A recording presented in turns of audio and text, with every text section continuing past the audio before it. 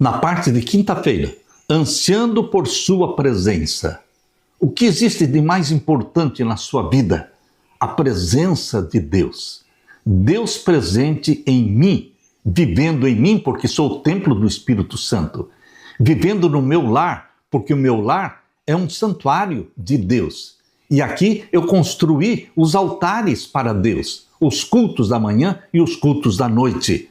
Nós temos que ansiar pela presença de Deus em nossa vida. Por isso Jesus disse: não vos deixarei órfãos, voltarei para vocês, eu derramarei sobre vocês o Espírito Santo.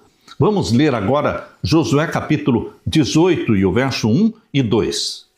Qual foi a atividade que fez Josué interromper o processo da distribuição do território? Josué capítulo 18, versos 1 e 2. Toda a congregação dos filhos de Israel se reuniu em Siló e armaram a tenda do encontro, e a terra estava sujeita diante deles. 7 tribos dos filhos de Israel ainda não tinham recebido sua herança. Então Josué disse aos filhos de Israel: até quando vocês terão preguiça de entrar e tomar posse da terra que o Senhor, o Deus de seus pais, deu para vocês? Após a descrição dos territórios atribuídos às 2 maiores tribos no lado oeste do Jordão e à meia tribo de Manassés, houve uma assembleia da congregação em Siló, onde a terra foi dividida entre as 7 tribos menores que ainda não tinham recebido a herança. O estabelecimento do santuário, que Deus chamou de meu tabernáculo, representa o cumprimento da promessa do Senhor de viver no meio do seu povo. Êxodo capítulo 25, verso 8, Deus disse: me fareis um santuário para que eu possa habitar no meio de vocês. Deus sempre quis habitar no meio do seu povo. Lá no Jardim do Éden, Deus visitava Adão e Eva na viração do dia, ou seja, todo entardecer, Deus visitava Adão e Eva na viração do dia. Quando Deus pediu que Moisés construísse o santuário, era com o objetivo de habitar no meio de Israel. Por isso o santuário ficava bem no meio do acampamento. Ali estava a presença de Deus. Quando Salomão construiu o templo, Deus habitava no meio da nação. Queridos, finalmente Jesus Cristo veio para habitar no nosso meio, se tornou um de nós. E quando Jesus subiu para o céu, ele disse: eu não deixarei vocês órfãos, eu voltarei para vocês através do Espírito Santo. Ele habitará em vocês, fará morada em vocês. E nos tornamos, então, templos do Espírito Santo. Nós precisamos valorizar a presença de Deus em nossa vida. A mensagem central do livro de Josué é a presença de Deus no meio de Israel. E foi isso que tornou possível a posse, a conquista da terra prometida. Essa presença seria uma fonte contínua de bênçãos para Israel e, por meio deles, para toda a terra. A adoração a Deus estava ganhando destaque e se tornando a prioridade, até mesmo em relação à conquista e à distribuição do território. A presença do santuário e, mais tarde, do Templo de Jerusalém deveria ajudar o povo a reconhecer continuamente a presença de Deus entre eles e o seu dever de cumprir a aliança. O que nós podemos aprender com Josué, considerando que, como cristãos, não temos um santuário terrestre que abrigue a presença física de Deus entre nós? Não temos um santuário terrestre, mas temos o santuário celestial, que é o original, que é o verdadeiro santuário. O santuário que Moisés construiu era somente um símbolo, uma ilustração do verdadeiro santuário, que é o celestial, onde Jesus Cristo penetrou. E ali ele intercede por você diante do Pai. Ele é o nosso mediador intercessor. Hebreus capítulo 6, e o verso 19 e 20. Abra sua Bíblia. Hebreus capítulo 6, versos 19 e 20. Temos esta esperança por âncora da alma, segura e firme, que entra no santuário que fica atrás do véu, ou seja, que entra no Santíssimo do Santuário Celestial. É ali que Jesus Cristo penetrou para comparecer diante do Pai, que está sentado sobre o trono no Santíssimo. Ali Jesus entrou como nosso representante, verso 20, onde Jesus, como precursor, entrou por nós, tendo se tornado sumo sacerdote para sempre, segundo a ordem de Melquisedeque. Queridos, duas coisas importantes. Em 1844, Jesus entrou no Santíssimo para iniciar o juízo. Mas, quando Jesus subiu ao céu, ele apresentou diante do Pai, ele apresentou diante do trono do Pai as primícias dos mortos, aquela multidão que ressuscitou com Jesus. Eles ascenderam ao céu com Jesus Cristo, como primícias dos mortos. E ele subiu até o trono do Pai, mostrou diante do Pai as primícias que ele comprou com seu próprio sangue. Por isso Jesus ressuscitou no dia das primícias. E ele apresentou diante do Pai as primícias no dia exato, no dia 16 de Nisan, o dia da ressurreição dele. Portanto, quando ele subiu ao céu, ele compareceu diante do Pai no Santíssimo. Por isso está escrito aqui em Hebreus capítulo 6, verso 20, onde Jesus, como precursor, entrou por nós, tendo se tornado sumo sacerdote para sempre, segundo a ordem de Melquisedeque. Ele entrou sim, verso 19. Temos esta esperança por âncora da alma, segura e firme, que entra no santuário que fica atrás do véu, no Santíssimo.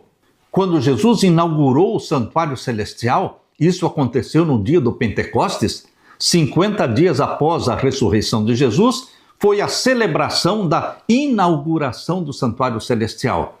E Jesus ungiu o santuário e ungiu o Santo dos Santos, conforme diz a profecia de Daniel 9, verso 24, que Jesus ungiu o Santo dos Santos. Quando ele ungiu? Quando ele celebrou a festa do Pentecostes no santuário celestial.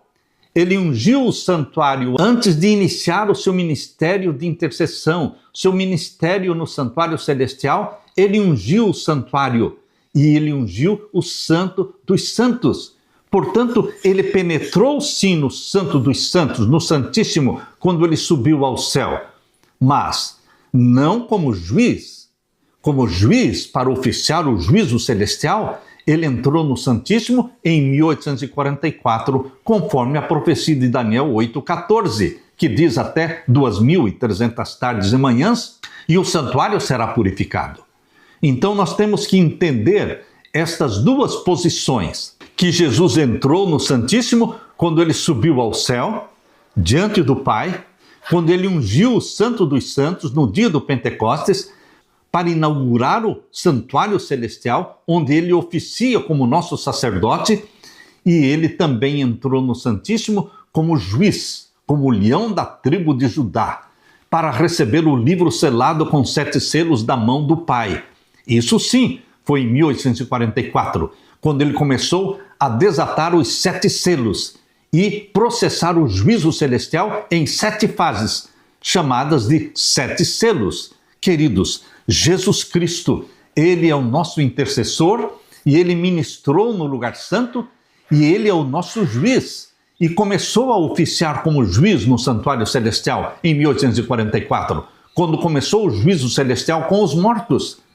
E tão logo saia o decreto dominical, a lei dominical, Deus vai começar o juízo dos vivos, o julgamento dos vivos. E ele vai selar com o selo do Deus vivo, você, filho de Deus, você, filha de Deus. Nós seremos selados pelo selo do Deus vivo e os ímpios serão selados pelo sinal da besta. Deus quer imprimir em você o caráter de Jesus através do selo do Deus vivo. O sábado é o selo do Deus vivo, mas também o selo do Deus vivo imprime em você o caráter para sempre, o caráter de Jesus. Assim como o sinal da besta imprime nos ímpios o caráter de Satanás. E quando você e eu formos selados pelo selo do Deus vivo, nós também seremos batizados pela chuva serôdia do Espírito Santo. Vamos ter a plenitude do Espírito Santo vivendo em nós.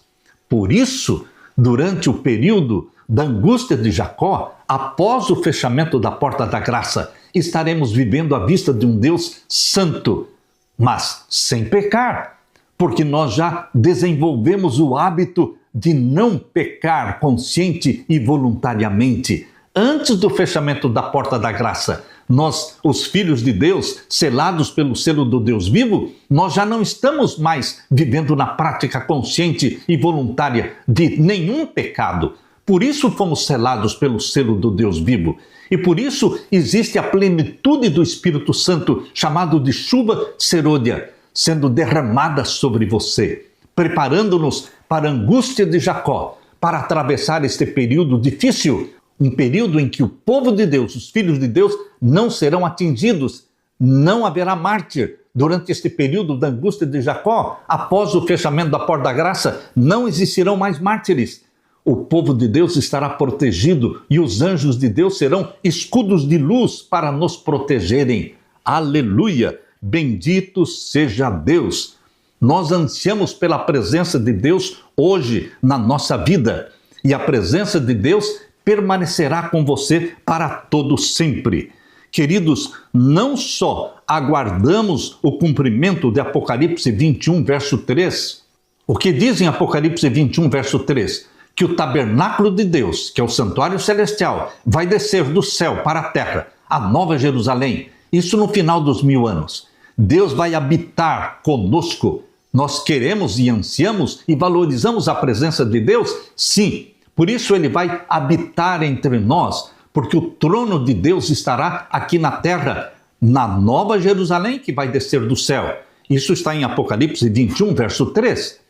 Mas não estamos esperando pela presença de Deus somente no final dos 1000 anos. Nós queremos a presença de Deus agora, já, na nossa vida. Por isso o Espírito Santo habita em você. E você é templo do Espírito Santo. Deus quer batizar você, meu irmão, com a chuva temporã e a chuva serôdia. Imprimir em você o caráter de Jesus Cristo. Hoje é o tempo de receber o Espírito Santo. Hoje é o tempo de fazer do nosso corpo templo do Espírito Santo. Por isso, eu quero terminar lendo para você a primeira carta de Paulo aos Coríntios, capítulo 6. Primeira carta de Paulo aos Coríntios, capítulo 6, verso 19. Diz assim: será que vocês não sabem que o corpo de vocês é o santuário do Espírito Santo? Você tem consciência de que o seu corpo é santuário do Espírito Santo? Que o Espírito Santo habita em você? E o Espírito Santo habitando em você, ele implanta a mente de Jesus em você. Será que vocês não sabem que o corpo de vocês é o santuário do Espírito Santo que está em vocês e que vocês receberam de Deus e que vocês não pertencem a vocês mesmos? Porque vocês foram comprados por preço. Agora, pois, glorifiquem a Deus no corpo de vocês. Que alegria sermos templos do Espírito Santo. Jesus era um templo do Espírito Santo quando viveu 33 anos aqui na terra. O Espírito Santo habitava em Jesus Cristo. O Espírito Santo quer habitar em você. O Espírito Santo habitando em mim e em você, implanta em você e em mim o caráter de Jesus. Todos aqueles lindos traços de caráter revelados no fruto do Espírito Santo, em Gálatas capítulo 5, verso 22 e 23.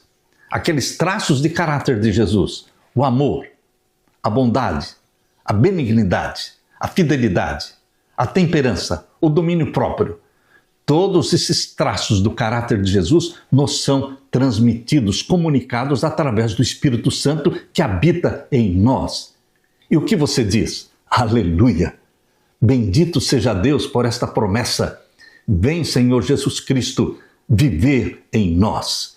Derrama o Espírito Santo sobre mim e os meus irmãos. Que o Espírito Santo habite em nós, porque somos templos do Espírito Santo. Nós ansiamos pela presença, a Tua presença, Deus, em nossa vida. Estamos aguardando, sim, viver na Tua presença por toda a eternidade, quando a Nova Jerusalém descer do céu. Mas nós ansiamos agora, hoje, neste momento, que o Espírito Santo venha se fazer presente em nossa mente, em nosso corpo, possuindo a nossa mente, vivendo em nós, tornando-nos santos, porque o Senhor é santo, batizando-nos com a chuva temporã e serôdia do Espírito Santo. Em nome de Jesus que pedimos. Amém, Senhor. Amém. Deixo com você, meu irmão, minha irmã, a paz de Jesus. Amém.